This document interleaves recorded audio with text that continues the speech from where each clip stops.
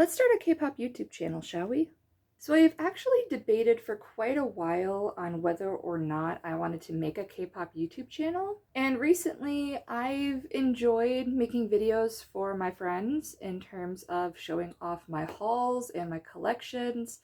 So I decided, let's give this a shot. So to introduce me and now my channel, I decided to think of a little K-pop tag. There have been a lot of K-pop collector tags, K-pop in general tags that I've seen, and I've liked certain questions from different tags, and so I decided to collectively put all the ones that I liked together that would best give you a vision of who I am.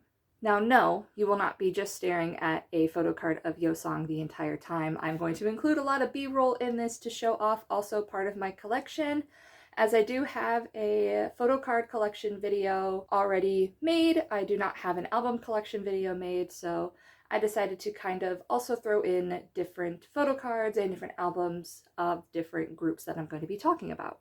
So first and foremost, here's a little bit of background about me. My name is Rory. I am currently 23 years old of the time of this video, and I currently live in Michigan in the United States. So the first question that I have about K-pop is, how long have I been a K-pop stan for? So I started becoming a fan of K-pop back in the summer of 2014.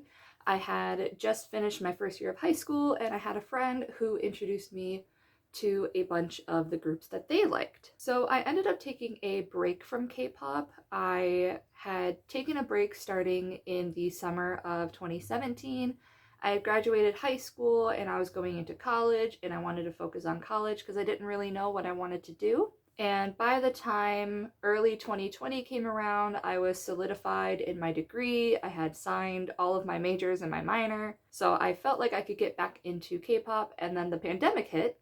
So it was really easy to jump back into K-pop to try and fill the void of social interaction with parasocial interactions. So what are the songs that got me into K-pop? When my friend first showed me K-pop, the first groups that they showed me were Boyfriend, GOT7, and EXO. I had instantly fallen in love with Boyfriend, mainly because of how they ended up switching their genre concepts from love style to witch and obsession. I really liked how they could ebb and flow between the different genres. I was also into GOT7, and GOT7 continues to be a group that I still love and adore. It was really jarring seeing one of the last comebacks that I paid attention to for GOT7 was Just Right, and then all of a sudden I see Bam Bam in You Calling My Name. It did not look like the same person. And I also was into EXO, and EXO is still a group that I continue to at least follow along through. I started off with, obviously, Mama, and Mama was a fantastic song for them that I still continue to blast to this day. Some other songs that I was introduced to but don't stand the groups for would be Why by MBLAQ, being the very first K-pop song I ever listened to, as well as Fantastic Baby and Bang Bang Bang by Big Bang. I also have Nalini Mambo by Block B, One Shot. I have a bunch of different older third gen, late second gen songs that I still have on playlists that I remember very fondly from when I first got into K-pop. So the next question that I have is, who are your ultimate biases? I currently have 11 ultimate biases, and I am one of those people who think you can have as many ultimate biases as you would like. It's all about your feeling. You can't let anyone dictate who should be your ult, how many ults you have. That is entirely up to you. So that is why I have 11. So I do have an order of who my ultimate biases are based on who's absolutely at the top versus who I more so recently added and they still have yet to climb on that list. So my ultimate biases go Han from Stray Kids, Yeosang from ATEEZ, Johnny from NCT, Soho from ONEUS, Xiaojun from Wave V, Yuki from Purple Kiss, Woobin from Gravity, Jaehyun from Omega X, and Shin from Ghost 9. So along with ultimate biases come ultimate groups. So who are the groups that I stan? I have my stan list split off into 3 sections. I have my ultimate groups, which are the groups that are cream of the crop to me. I love them. I adore them. Everything about them is amazing. I get everything that I can for them.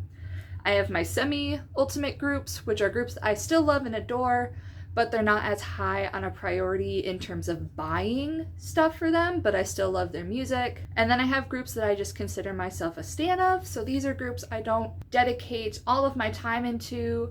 I will listen to the comebacks. I enjoy their music. I love the members, but they are not as high of a priority for me. So for my ultimate groups, I have Stray Kids, ATEEZ, One Us, Wave V, Elast, and Purple Kiss. Those 6 groups are my absolute favorite groups.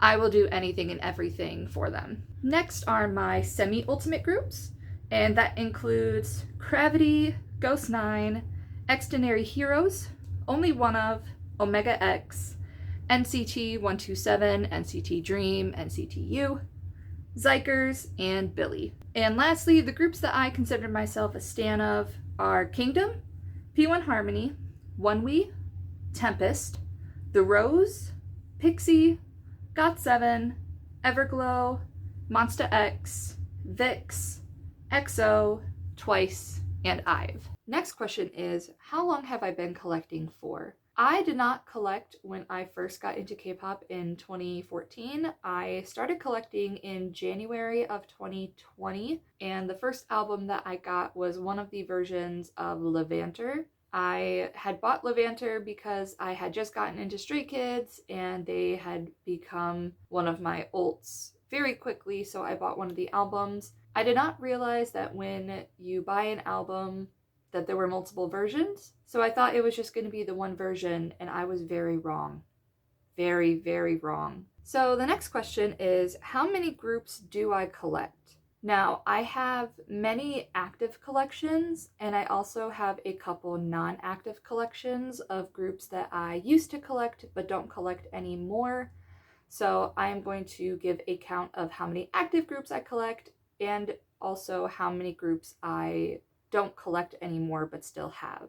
So in total, I collect 23 different K-pop groups and soloists. So I'm also counting the different soloists from different groups. I also have 10 different collections that I have since stopped collecting. So that brings the total of collections to 33, if I am right, and I didn't miss anyone. You can check out which groups that I collect once I upload my photo card collection video, so be on the lookout for that. So in a previous question, I told you what was my first album. So what was my latest K-pop album? The latest album that I got were both the new Billy album that had just recently come out, the Village of Perception Chapter 3, as well as recently 17's FML dropped in Target, and so I did get a couple of those albums. Even though I don't thoroughly collect 17, I feel like I'm starting to become more of a carrot than I ever was. So the next question is, do I have any signed merch? And the answer is yes. I do have a few of the albums from when M-Wave would do their signature drops. I have other special store signed merch. So for example, the ATEEZ albums, the postcards from Stray Kids Ordinary. I do also have a couple of photo cards from the Maxident release. And going into signed things, do I have any rare merch? I do have a couple of Polaroids from some of my different groups that I have bought off of Instagram before. I do also have a fan sign album from Ghost 9 that I consider very rare because it came with a signed photo card from Kangsung, and I don't know how many of those there were. Other rare merch I would say that I have ATEEZ's Anniversary Edition album. I would consider that rare. I also have the Pink Bunny Yeosang photo card from the Make Star package deal. If you bought 5 albums, you would get a pink bunny photo card. So speaking of photo cards, what are my top 5 photo cards? Now this is going to be very tricky as I do have a lot of favorite photo cards from my different favorite biases. I have photo cards in my mind of my favorites. However, I know I'm going to need to rule them down to 5. So once I pick my top 5, then I will insert a B-roll clip here of my favorite photo cards. So next question I have is, have you been to any K-pop concerts? And I have. I have been going to K-pop concerts since the beginning of 22. My first K-pop concert ever was ATEEZ, and I saw them in Chicago. Since then, I have seen ATEEZ again twice. I've seen P1 Harmony. I've seen ONEUS 3 different times. The farthest I've ever traveled to a concert was in Madison, Wisconsin. I have seen Omega X. I have seen The Rose. I have seen Only One Of, as they were my most recent concert in Toronto. And I do have a couple K-pop concerts lined up, and so once I do go to those concerts, I will update that list. So for concerts, many K-pop groups do have light sticks, and so next question is, how many light sticks do I have? I currently have 9 light sticks. I have the Dreamcatcher light stick. I have NCT and WayV's light stick. I have ONEUS's version 1 light stick. I have both the version 1 ATEEZ light stick and the Keyring light stick. I have Stray Kids Nachimbong. I have GOT7's version 2 Agabong, and I have Gravity's Remembong. So I wanted to start rounding out the video with what some of my collection goals are. There are some collections that I've recently started. There are some that I am almost close to being done with. And so there are some collection goals that I would like to share. One of my goals is finishing some collections that I have been neglecting. This will include Jaemin from NCT and his older photo cards. I recently started to collect Jaemin, and I've done a really good job up to now. However, there are some older photo cards that are kind of escaping me, and I haven't put in the time or effort to try and look for them yet, and so I want to finish that collection before NCT Dream does anything else. Another collection that I am looking forward to working on is for Billy. I just recently started collecting Billy, and I'm still working on buying the albums to catch up with my collection.